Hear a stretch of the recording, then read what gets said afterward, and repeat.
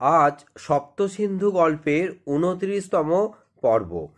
তার মায়ের মৃত্যুর পর তার বাবাকে সবাই বলল আর একটা বিয়ে করতে, অন্তত মেয়েটার মুখের দিকে তাকিয়ে। তার বাবা মেয়ের মুখের দিকে তাকিয়েই আর কিন্তু বিয়ে করলেন না।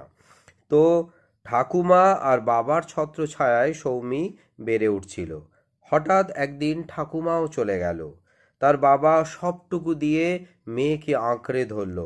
হঠাৎ ক্লাস 7-এই ঘটে গেল ঘটনাটা।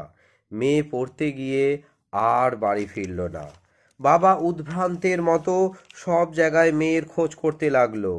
সেই সময় পাশে এসে দাঁড়ালো প্রিয় বন্ধু সুশান্ত, সপ্তকের বাবা।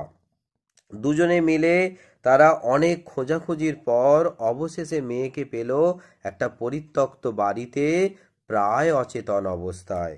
তাদের ঘটনাটা বুঝতে আর অসুবিধা হলো না। সৌমির বাবা শিশুর মতো হাউ হাউ করে কেঁদে উঠল। বন্ধুকে শক্ত করে ধরেন সুশান্ত। তারপর যা করার সেই সব করেছে। সে অবাক হয়ে দেখেছে কিছু নরপিশাচ তাদের সাময়িক স্বার্থ চরিতার্থ করার জন্যে, লালসা চরিতার্থ করার জন্যে অনেকের সারা জীবনের স্বপ্নকে নষ্ট করে দেয়। আর সমাজ আইন তাদের শাস্তি দিতে কত রকমভাবেই না টাল বাহানা করে। কখনো কখনো আক্রান্তকে আবার আঘাত করে শেষ করে দেওয়া হয়। সমাজ শুধু নীরব দর্শক মাত্র।